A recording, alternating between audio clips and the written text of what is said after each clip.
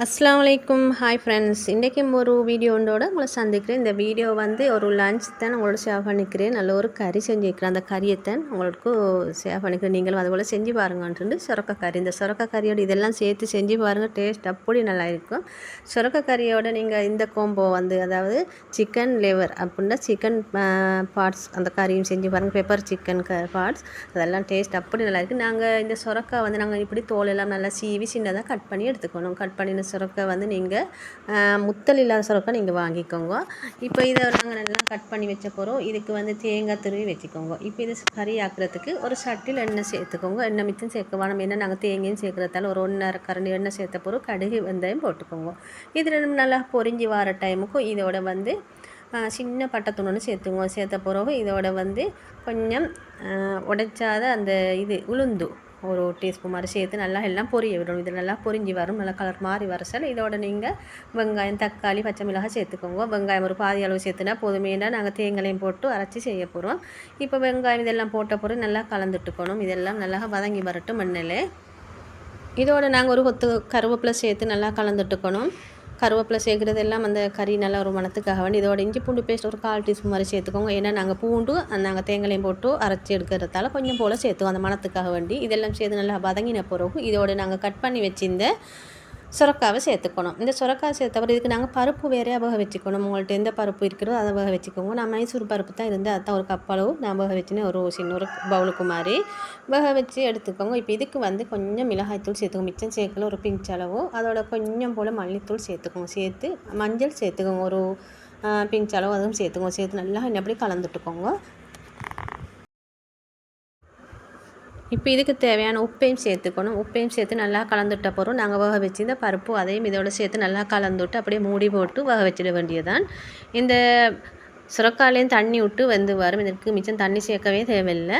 பருப்பு வந்து நல்லா இன்னபடி குழஞ்சி வந்து இருக்கணும். அப்போ தான் வந்து அந்த சுரக்காவோட சேர்த்து நல்லா டேஸ்ட்டாக இருக்கும் வெந்து வர சில. அது வேகும் வரைக்கும் எங்களுக்கு தேங்காய் அரைச்செடுத்துக்கலாம். ஒரு 2 கைப்படி அளவு தேங்காய் சேர்த்துக்கோங்க. அதோட சின்ன வெங்காயம் தான் நல்லா.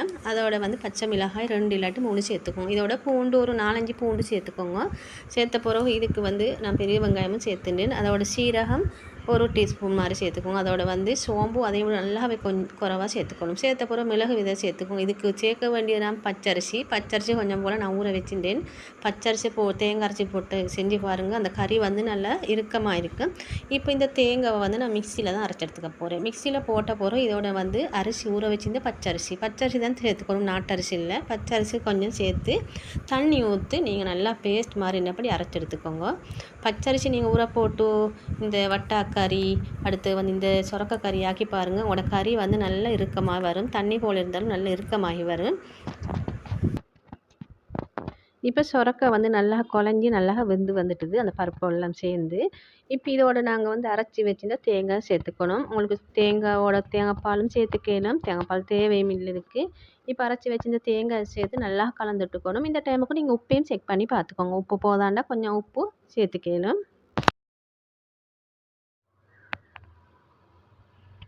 இப்போ உங்களுக்கு அந்த மிக்ஸி ஜாரையும் கொஞ்சம் போல் தண்ணி ஊற்றி அதை கழுவி அவங்களுக்கு அந்த கறியோடு சேர்த்துக்கணும். சேர்த்து நல்லா கலந்துவிட்டு ஒரு கொதி வர சில நீங்கள் இறக்கிக்கோங்க.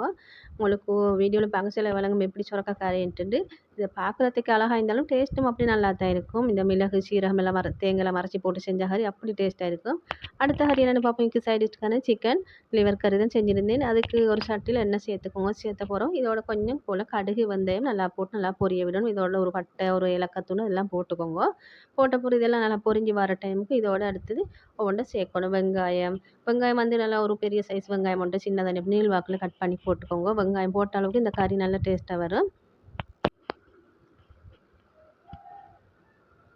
வெங்காயம் போட்ட பிறகு இப்படி எண்ணெயில் நல்லா கலந்துட்டுக்கோங்க. கலந்துட்ட பிறகு இதோட உங்களுக்கு இஞ்சி பூண்டு பேஸ்ட் இருந்தால் சேர்த்துக்கலாம். இல்லாட்டி இஞ்சி பூண்டுலாம் நல்லா தட்டி போட்டுக்கோங்க. அதுவும் நல்ல மணமாக இருக்கும்.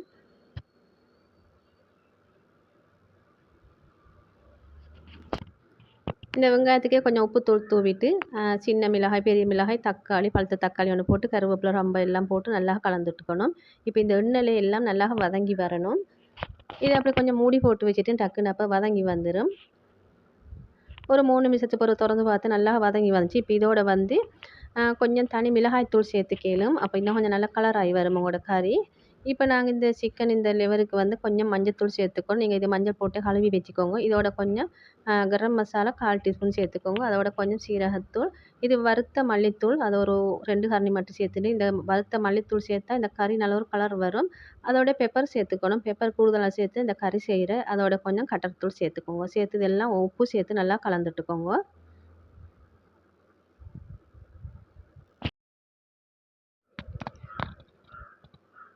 இப்படி நீங்கள் கையாலே கலந்துட்ட பிறகு நீங்கள் எண்ணெயில் வதங்கப்பட்ட வெங்காயங்கள் எல்லாம் நல்லா முருகி வர டைமுக்கும் நீங்கள் இந்த கறியை அதோட சேர்த்துக்க வேண்டியது தான். சேர்த்த பிறகு இதை நல்லா கலந்துட்டுக்கணும். கலந்துட்ட பிறகு நீங்கள் தண்ணி கொஞ்சம் ஊற்றிக்கோங்க. தண்ணிண்டா அது மூழ்கிற அளவுக்கு தண்ணி ஊற்றுங்க. அப்போ தான் நல்லா வெந்து வரும். இப்போ உங்களுக்கு நல்லா வெந்து நல்லா சுண்டி வர டைமுக்கும் நல்ல ஒரு மணம் டேஸ்ட் எல்லாம் நல்லா இருக்கும். அப்போ தான் இந்த கறி வந்து மிச்சம் மானமில்லை நல்லா பரட்டின மாதிரி தான் இந்த கறி செஞ்செடுக்கும். அப்போ தான் டேஸ்ட் நல்லா இருக்கும் பரட்டல் மாதிரி. இதோட சேர்த்து ரைஸை சேர்த்து சாப்பிட்டு பாருங்கள். டேஸ்ட் அப்படி நல்லா இருக்கும். இந்த கறி ஒரு முறை சரி இது போல் செஞ்சு பாருங்கள். பெப்பர் சிக்கன் லிவர் கறி ரெடி ஆகிரும்.